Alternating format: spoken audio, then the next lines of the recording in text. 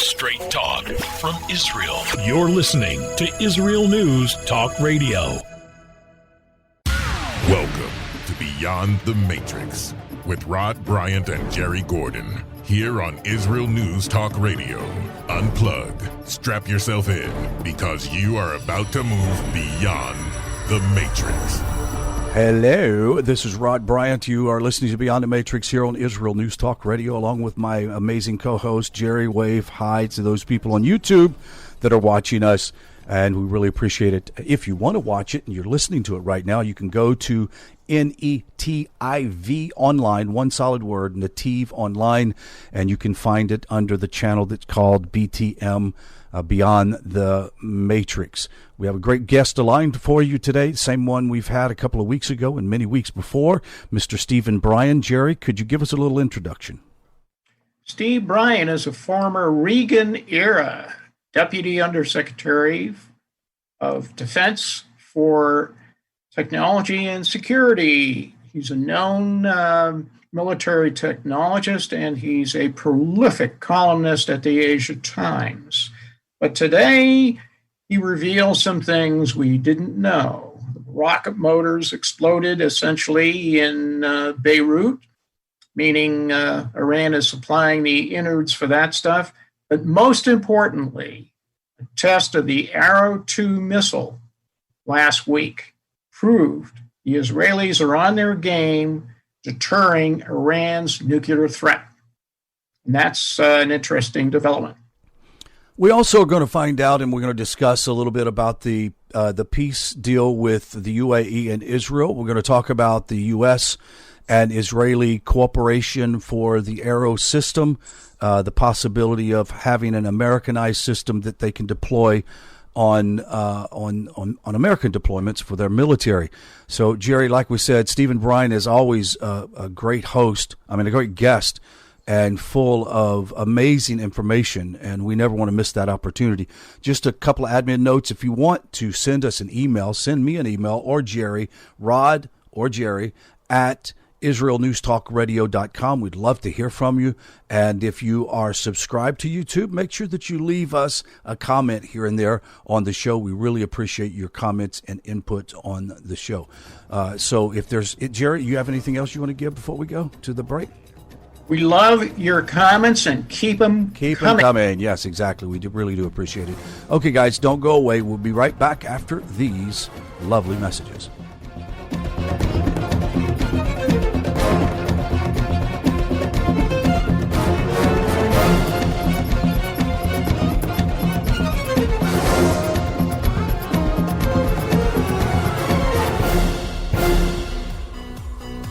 G'day, I'm Jono Vandor. And I'm Ross Nichols. Join us on our program, Israel on My Mind, a show that broadcasts all the weekly goodness that flows like milk and honey from the Holy Land straight into your ears with humorous and happy news stories. New shows are posted every Thursday at 7 p.m. Israel time, highlighting the lighter side and advancing a positive view of Israel here on Israel News Talk Radio.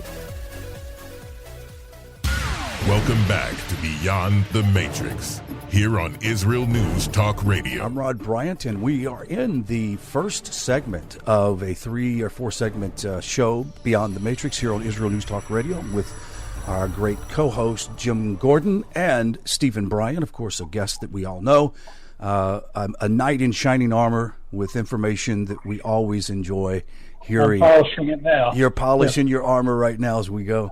By the way, let's start off. Can you give us the latest on the Beirut blast?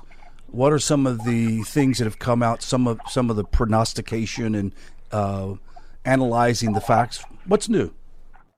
Well, I'll give you a summary of what most serious people think happened, and then we can take it from there. I mean, I'm not sure what all these investigations are going to bring to the table, but I think very little. There were 3 series of blasts. Let's put it that way. First, it was a blast of rockets. They were probably underground, exploding. And they actually left a seismic signature. So we know there are about 6 of them that went off sequentially. That was first. That's number one. And then number two was a big red, as you can see actually in the video very clearly, a big red explosion. And that was rocket fuel, not ammonium nitrate, but rocket fuel with an oxidizer in it. And that's what that red color is. If you look at any of the pictures of rocket disasters, I'm an aficionado of rocket disasters, you'll see that same big red plume because that's what you got. And then very close onto that was the ammonium nitrate that blew up. And there's some dispute about how much of it actually blew up, how much was actually in the warehouse. Was it 2,700 tons?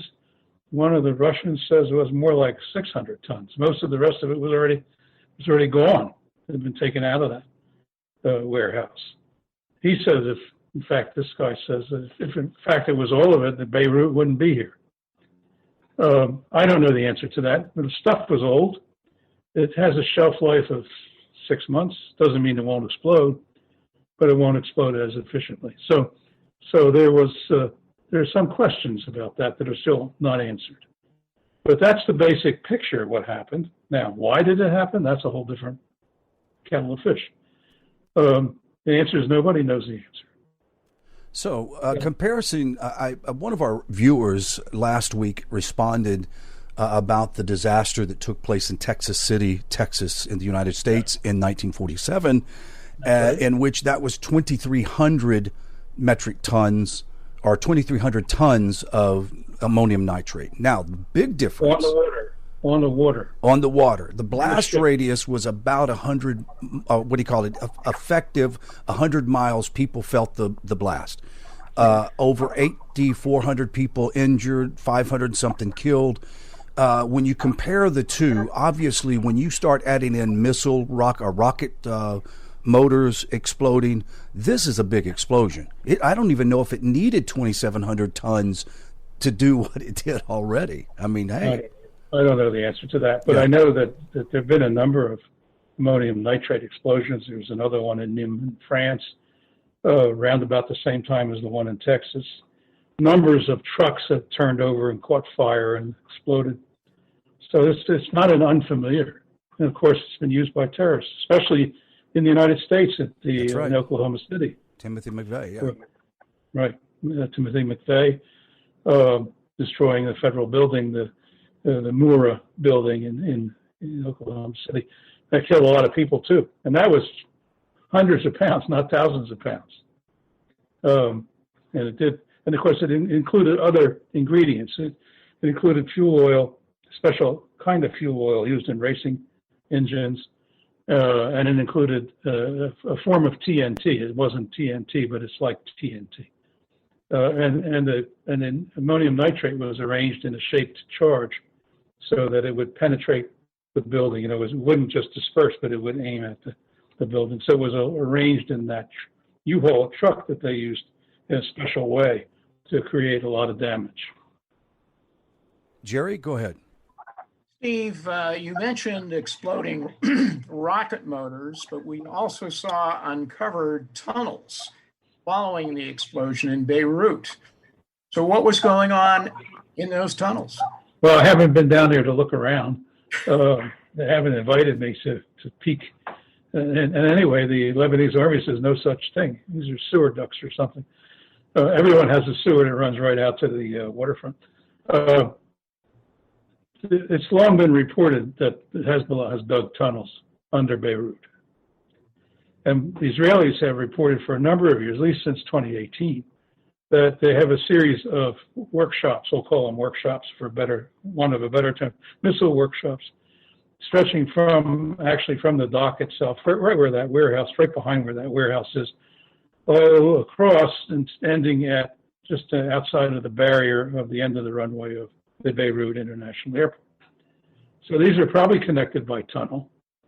Whether I would guess, knowing the habits of these guys, that the idea was to do it underground so that if the Israelis bombed them, they could still keep going and they would be able to make more missiles. So I think it was the tunnels were there as a self-defense measure, just like the Hamas digs tunnels, and same idea. It's a well-known. Steve, you mentioned Beirut Airport, and I recall you wrote an article about these Iran Mahan airline flights going in there. What were they bringing in? Oh, the flowers, of course. Delivering roses and pansies and other nice things, and of course medicines for the sick and poor. I mean, look, this is a terror airline. It operates on behalf of the Iranian Islamic Guard. It's there to smuggle in commandos and operators and weapons. It has a multiplicity of uses, and it's been used for a number of years. It's condemned by the United States since 2011. The Germans have condemned it. The Italians, the French, they won't let them in there anymore. They're bad news, really bad news. So you want to know what happened at Al Tanf? Yes. This is the base, U.S. base, just across the Jordanian border in Syria, where we have about 300 people, plus or minus, and we support it out of Jordan with air cover. And this is where the Mahan Air flight flew right over the top of it, where they're not supposed to be because there's a 55-mile circumference deconfliction zone there, and they knew that very well. But they deliberately flew right down the middle, and they were chased by a couple of F-15s, U.S. F-15s out of Jordan, which is interesting for two reasons. I mean, one is we knew they were coming, or we wouldn't have been chasing them. Right. It would have been long gone, right? So we knew they were coming. We knew the mission was a bad mission. So what kind of mission could it have been? That's the operative question. My speculation, and it's purely that, was that they had cameras in the belly of this so-called commercial jet, and they were photographing exactly where they should aim their missiles. So they wanted to get precise coordinates so they could pass it on to the Hezbollah guys operating in Syria so they can bomb the base, just like they bombed the U.S. base in Iraq, which was a very, very bad situation there. We had a lot of wounded, mostly concussions for our troops. No one was killed of our troops. Some others were, but none of ours. That was El Anbar. I'm sorry, El Assad in Iraq. But I think they were trying to do the same thing. And they still may be trying to do the same thing. What's interesting in this case is the maneuvers that the plane made a crazy maneuver.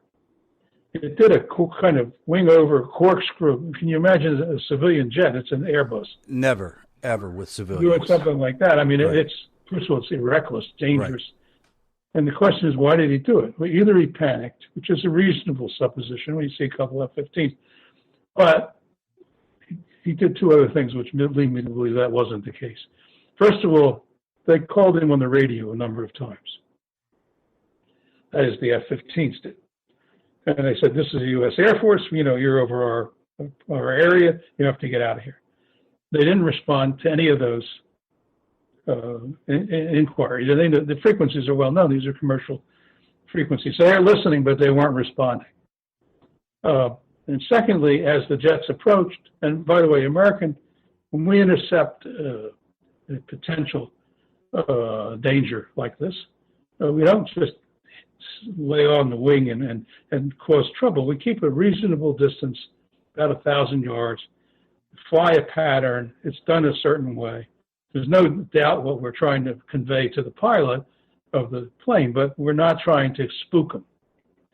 We're having these intercepts with the Russians every day. So sometimes they're not very professional. They like to hot dog it, right, and cause trouble. But we've been very cautious and careful about that. So what happened here is this guy does this crazy maneuver. I think he didn't want the F-15s to photograph what was underneath the plane. That's all. And so he made this crazy maneuver. He hurt a lot of people that were in the plane because they weren't ready for it, and they got whacked around from the tumbling and things flying around. And they arrested him and his co-pilot in Beirut. Oh, wow. I had no idea. I'd be interested. We're going to pick that up. Lost in the news, but we're going to pick that up after these messages. You're listening to Beyond the Matrix. Thank you guys for watching also on YouTube at Nativ, Netiv online. Make sure that you subscribe right there and send us a comment or two. We greatly appreciate it. We'll be back right after these messages.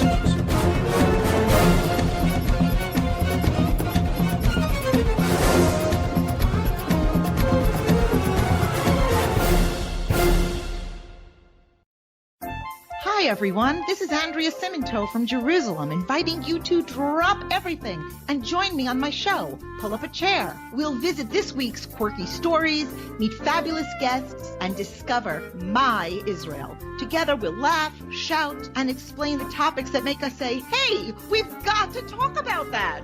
So get comfortable and pull up a chair with me, Andrea Simento, every Thursday on Israel News Talk Radio. Hidden treasures in the Hebrew Bible? Then join me, Rav Yitzhak Michelson, and me, William Hall, on the Science of Kabbalah, where we are seeking to narrow the gap between what we understand of our physical and spiritual worlds. So make sure to tune in every Tuesday at 5 p.m. Israel time, 10 a.m. Eastern Standard Time, here on Israel News Talk Radio. Psalm 23, the Lord is my shepherd, I shall not want. Did you know this psalm and many others were composed by a Jewish shepherd and musician who later became a king? Would you like to know some of the inner meanings of psalms to help you connect with God and strengthen your soul? An exciting and easy-to-read book is now available which will help you do just that. Software for the Soul, Psalms for Everyone, available on Kindle, Audible, and Amazon.com. Software for the Soul. Modesty at the beach? It isn't just about body image. It's about feeling good. Modest swimsuits, so we don't get burned by the sun. So we won't get ogled by strangers. So we'll feel free to express ourselves without the need to expose ourselves. Let Marcy Modest help you to cover up what you want, how you want. Made in Israel. Visit marcymodest.com. That's MARSEA modest.com. And get a 10% discount on your first purchase. 2 new shows on Israel News Talk Radio. The return of the Jewish people to the land of Israel was prophesied in the Bible thousands of years ago and is coming true today. Shalom. Join me, Josh Wander, on Israel Unplugged. Listen in as we delve into the spiritual and physical aspects of the Jewish return to Zion. We'll discuss the biblically mandated, historic, and of course practical understandings of this incredible transition from exile to redemption. That's Israel Unplugged, every Monday on IsraelNewsTalkRadio.com. How did a nice Jewish girl from Delaware end up living in Israel? Shalom, I'm Natalie Sapinski. Join me on my show, Returning Home. Meet different people who have moved to Israel. Hear their personal stories, their highs, their lows, and everything in between. Each week, we talk to experts on immigration and the process of moving to Israel. Listen to Returning Home every Thursday, only on Israel News Talk Radio. Welcome back to Beyond the Matrix, here on Israel News Talk Radio. I'm Rod Bryant. Thank you so much for joining us for the second segment. Jerry Gordon, our great producer. Also, we have Mr. Stephen Bryen, one of the greatest assets to Beyond the Matrix. We really appreciate you coming on the show today. I know that you're enjoying the relaxation out in the country by the bay or by the water, but hopefully we won't hold you too long. Jerry, did you want to go ahead and open up with the next segment of questions? I do. Steve, last week there was a successful test of another layer of the Israeli rocket and missile umbrella. It's called the Arrow 2. How significant was that following last year's successful test of the Arrow 3 in Alaska? I think it's a very interesting development for lots of reasons. Arrow program goes back to the 1986 when it got started, and it's been evolving ever since. So there's the Arrow, which is no longer. There's Arrow 2, which we just saw in a version of it, and then there's Arrow 3. The Arrow 3 is an exo-atmospheric strategic system designed to go out far against the target. Arrow 2 is the next layer down, if you want. And it's designed to go out against a tactical So it's considered a low altitude. Well, it's not low altitude. It actually can get into the exoatmosphere. Oh, I didn't know that. It doesn't have the range. Okay. In other words, it doesn't have the down range. But otherwise, it's quite similar. In fact, I think what's going on in this kind of way is they're merging together Arrow 2 and Arrow 3 in certain ways. So they give you the long range and then the next one in, and they're going to work systematically together. That's part of it. Part of the deal, the reason this test took place and what it was, there were two reasons actually. The first is this is a test against a nuclear-equipped Iranian missile. Okay, not a conventional missile. The demands on destroying a nuclear-equipped missile are quite different from destroying a conventionally equipped. Right. The kill level has to be much higher. Okay, the destruction has to be much greater and much sooner. Those are just absolute requirements. So they've improved. This is called Block 5 of Arrow 2. That comes in different blocks, and this is the latest block, Block 5. And I would say it's Block 5 plus because I think they made some additional changes. The second thing is they have integrated it not only with the Green Pine radar, the Israeli surveillance radar that they use to key the Arrow missiles and others, but they also integrated it with the U.S. TPY-2 radar. That's the same radar that's used with THAAD, the Theater Ballistic Missile Defense System. Right. THAAD is deployed in Saudi, UAE, and I think the idea here is to get earlier warning for Israel and for the United States of a potential attack. The idea, look, the perfect missile, there's no perfect missile defense, but the best missile defense is to get them on launch. Right. As close to launch as you can before they get to deploy their warheads and become more difficult to track and destroy. Right. And the TPY-2 can also pick up fakes, decoys, and sort out what's real and what's not real. So it's a very interesting radar. And I think that's very important because it makes possible a really interesting layered defense. And they've been working on this for a number of years to integrate it, but I think this test demonstrated that it really worked great. And they were able to key everything together and make it function exactly 100%. So it's a big deal. It's a very big step. Arrow 3 is still going to be the strategic layer, but it's using the same radars and a lot of the same bits. Your mic is off, Jerry. Could you turn it back on? There you go. Steve, what about the Americanization of the Iron Dome system? We've seen from you and others lots of consternation about why it was delayed. Well, it was delayed because the Army didn't want it. We have a thing in America called NIH. You know what that means? Not invented here. Right, and explain to him why the U.S. Army did not want it. It had nothing to do with function and form. Well, they say it did, but you have to take that with some grains of salt. I mean, they made some arguments that they wouldn't give them the source code, but they didn't need it yet. And anyway, they didn't ask for it. They just said you wouldn't give it. And then they said, well, it didn't work against cruise missiles. Well, it's true. It's never been tested against cruise missiles because no one fires cruise missiles yet at Israel. They will in the future, but not yet. So those were the complaints, so-called.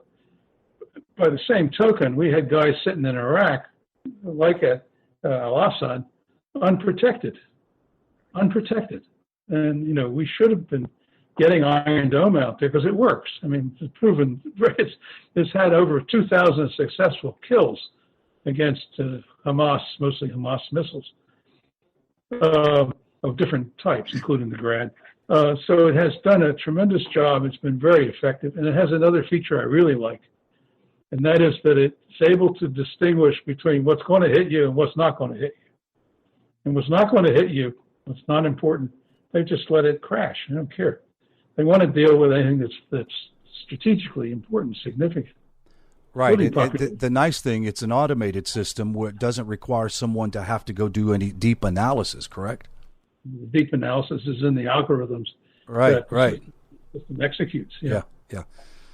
So when we saw video of the attack that the Iranian missiles were fired at the base in Iraq. Yeah, I saw it. Yeah. Did you get to see that video, Stephen? No, I only saw the aftermath. What was okay. left. Well, the video, it's very clear. It's on YouTube, but you can actually see. It starts with an invisible thing you don't see, but all of a sudden the Gatling guns are going off and they're spraying it. But the closer these things got, they were exploding overhead. I mean, where the person was watching the video, these things were being hit outside of the perimeter, but the projectile of debris continued to fly into the facility. That's why there was so much damage. Say again, sir? Are you sure they really even hit any? No, it was very clear that they hit quite a few. But the point is when they would hit them, you would see them split apart into pieces and just debris fall all over the place. Kinetic energy and exploding. And this is what you were talking about, why that system is woefully inadequate, and they've of course learned that after the fact. But they've known it for a long time. And look, we have the same system on our ships. Mm-hmm. Yeah. It's called CIWS, CIWS, close-in weapons support. It's crap because you're 1,000 yards away when you're trying to kill an incoming missile, and even if you hit it, the kinetic energy is such that it's going to absolutely. hit you. You're going to be getting a debris blast. Right. So I mean, it's a last resort of a last resort. It's not something you really want. You want to get them. Look, the secret, as I said, the secret of missile defense is to get the incoming missile at launch or as soon as you can after launch before it gets on top of you. Exactly. So you're saying that this Arrow 3 is going to be sort of a hybrid system that we've put together as well as Israeli technology, or is it going to be completely Israeli? Arrow, if you want to talk Arrow 2, and probably Arrow 3, is we are sharing radars with the United States. Right. Israel is sharing radars with the United States. It's just a very interesting development because I don't think it's been done before by the United States, for sure. Wow, I didn't know that. You're talking about potential nuclear, because this is designed against a nuclear threat. The new Arrow 2 Block 5 is concerned about a nuclear threat. And once the Iranians have nuclear warheads, which can't be that far in the future, despite what Mr. Biden says, they're going to threaten not only Israel but Saudi and UAE and everybody else. But this Arrow 3 system is going to depend on a much larger strategic, monitoring from radar, satellites, etc. Correct? Yeah. So this is not going to be like a simple Thiad system set up, and you detect that from Iran, from Israel. No, but I think what you can do is if you have coverage of Iran from, let's say, UAE. Got you. Places like that, Saudi, so on. Coverage of Yemen too, which I would worry a lot about Yemen, because the Iranians have free reign there. Right. And maybe coverage of Syria too, because who knows what they're going to try to bring in there. Mm-hmm. And they have let's come back to Beirut for a second, because I think one of the things that has escaped notice is that it's fairly certain that what the Hezbollah guys were doing was taking Frog missiles, Zelzal 2s to be precise, which are not very accurate, and trying to modify them with GPS and with steering capabilities so that they could be precision targeted against Israel. Haifa, for example, the threat against the Haifa port by Hezbollah. The problem was they couldn't hit anything accurately. But with this Zelzal modified, they are hoping to be able to do it. That's what the threat was all about. These are the kinds of things that you want Arrow 2 and other systems to take out. By the way, Zelsa's a pretty good-sized missile. Oh, absolutely. So, look, we're going to come back after the break. I want to pick up and talk about some pretty interesting stuff about the peace agreement between the UAE and Israel. You guys, don't go away. We'll be right back after these.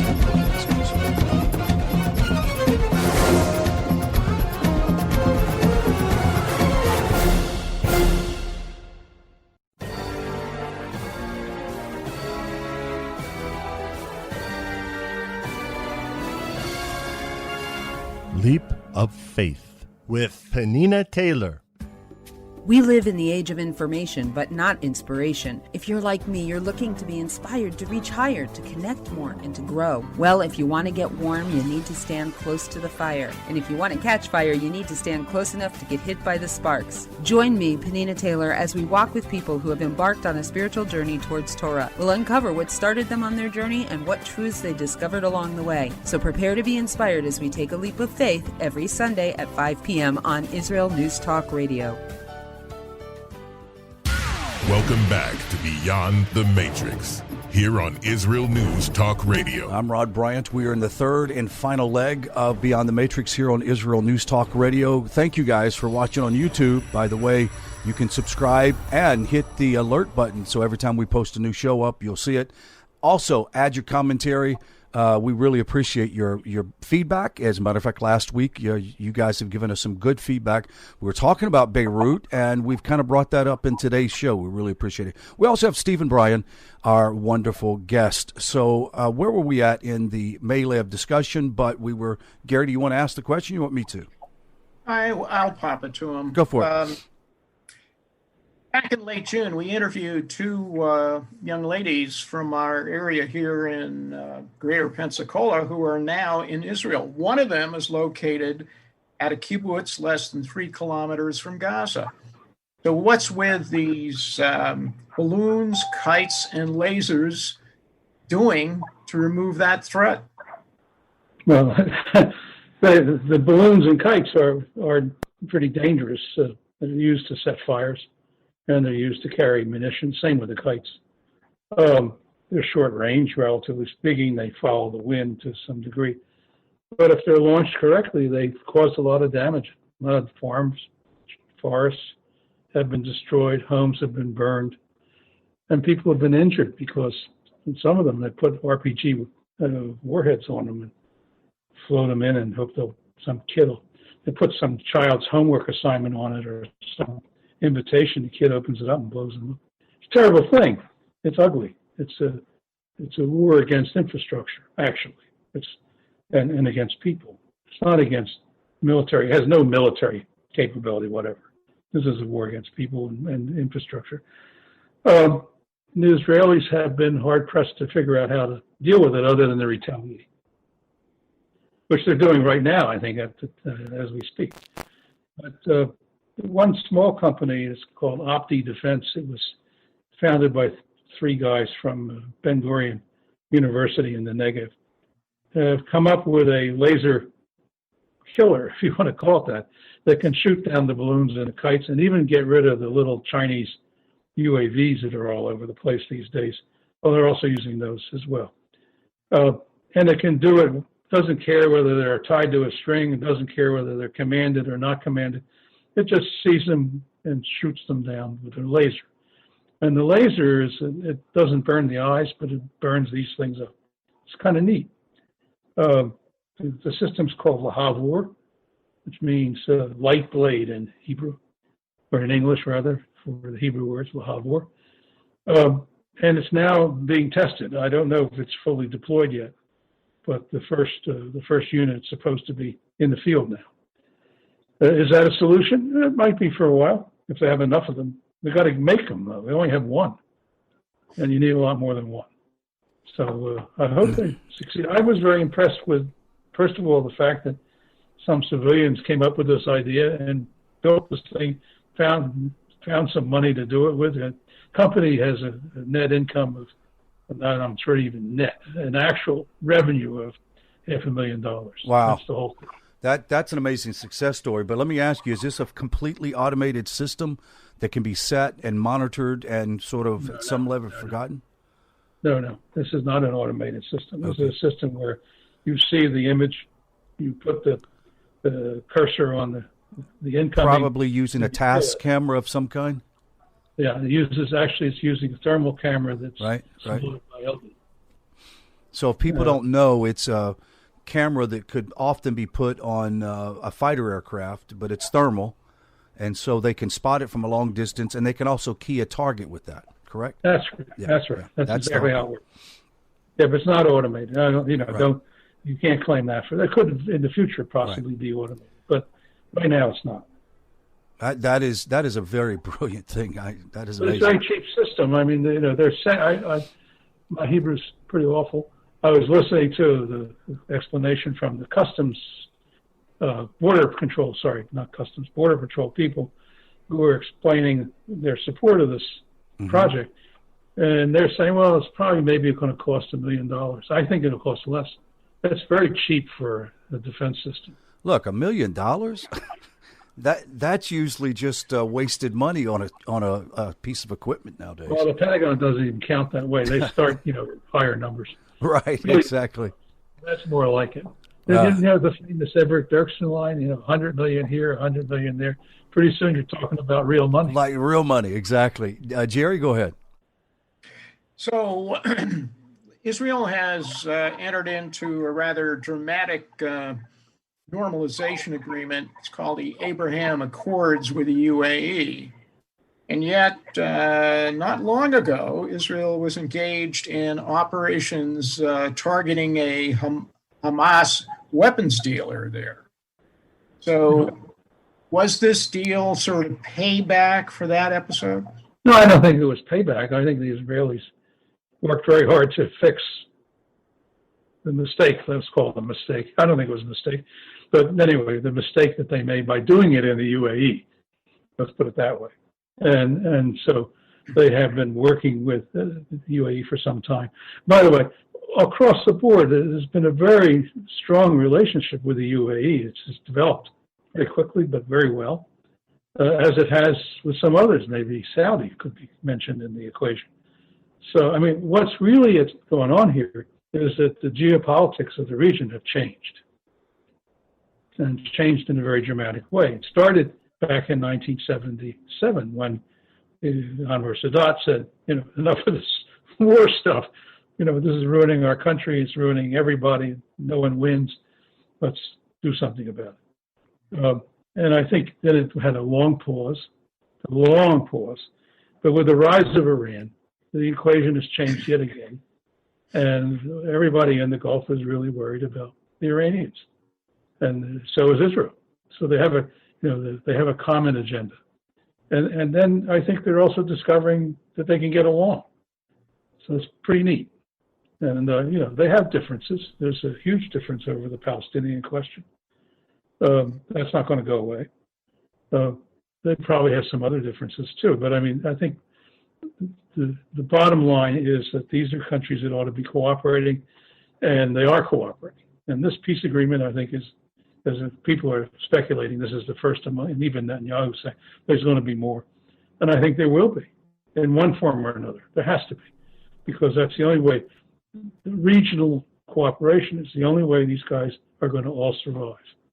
By the way, I wish we would get that message through in Asia, because there we have Korea that doesn't like the Japanese, who don't like anybody.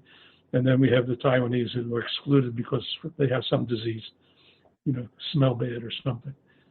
When in fact, all these guys ought to be cooperating, and the United States should be cooperating too, because China is becoming a major geopolitical threat, and you need to checkmate that. If you want peace, you have to be strong. You have to show that you're united. You have to have the organization behind it and the military capability. Those are things which are absolutely essential. Stephen, I was wondering if the true carrot should be prosperity in exchange for peace.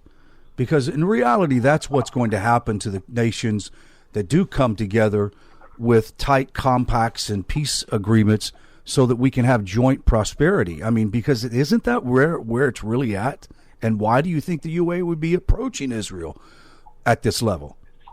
Well, I don't think it's that. UAE has oil. it has more money than it knows what to do with. It has some internal issues, serious internal issues. But I think the biggest overall threat is the threat across the water.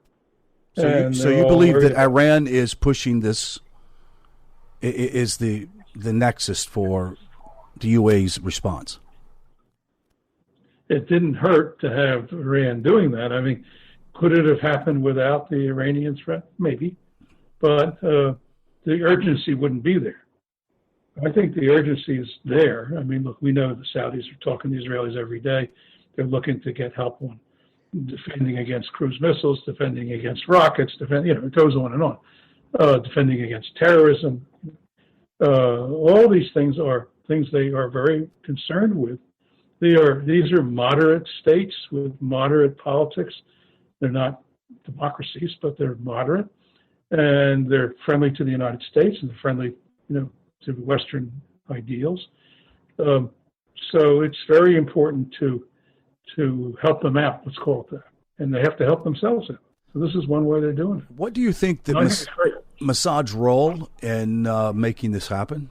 Because we've there's been a lot of talk about Mossad gave him technology after the debacle in the UAE when they went after the Hamas guy. I don't know. I'll leave that. That's really speculation. I just don't know. I think there was more. Israel wouldn't have helped them out if it wasn't in Israel's interest to help them out. Right. Yeah. Of course. Yeah. So it really doesn't matter whether they did it because they made a mess of some operation or because it was in Israel's interest. Israel's interest, I think, was the thing that was most important in that, and that didn't necessarily lead to a peace agreement, but it didn't hurt. So I think that's how I would look at it. Steve, there's another bad actor who's causing a real problem in the Eastern Mediterranean, and that's Erdogan. We have 45 seconds, Jerry. Go ahead. What do you think Israel's protection is there of its gas fields? It's a NATO problem and an American problem, much more than an Israeli problem. And the United States is very anxious for Turkey to get in line and to behave itself. Even the EU is complaining to the Turks right now. They want them to behave themselves. Will they? I don't think so. Well, God willing, we're going to see some temper. What do you call it? Some tampering of temper with the Turks. But Jerry, Stephen, we've got to go. We're out of time. It's been great having a conversation with you. Enjoy your relax to the holiday. And you've been listening to Beyond the Matrix here on Israel News Talk Radio. Shalom until next week. If you love Israel News Talk Radio, then you'll love our Facebook page. We keep you up to date on what's happening in Israel, plus little surprise treasures that we don't share on the radio. Go now to follow us on Facebook. Just look for the Israel News Talk Radio Facebook page, and don't forget to subscribe and follow us by clicking on the like button. We post great stuff there that you'll want to share. Israel News Talk Radio on Facebook and Israel News Radio on Twitter. If you're hearing this message, everyone else can too. Advertise with Israel News Talk Radio and get your message out to people. We'll build a personalized package for you. Contact advertising at israelnewstalkradio.com. Straight talk from Israel. You're listening to Israel News Talk Radio. Hey, this is Jake in Anchorage, Alaska, and I love listening to all the super interesting interviews and up-to-date information on what's happening in Israel. Hello, this is Anna King, originally from London, now living in Israel. And what can I say? Israel News Talk Radio is my cup of tea. My name is Bhaskar. I'm from India, and I love listening because you get to know the truth and wonderful voices from this lovely country. Mom! Okay, wait a minute. Hi, this is Chava Dax, and I'm calling from the rolling hills of Ma'ale Adumim, just north of Jerusalem. I always listen to Israel News Talk Radio to get all the latest news and commentary and to keep me up to date every day. This is Sarah Dax from Ma'ale Adumim, and I'm 12. I wish Israel News Talk Radio was boring so my mom wouldn't listen to it all the time. Mom! You're listening to Israel News Talk Radio. News, opinion, and more. You're listening to Israel News Talk Radio.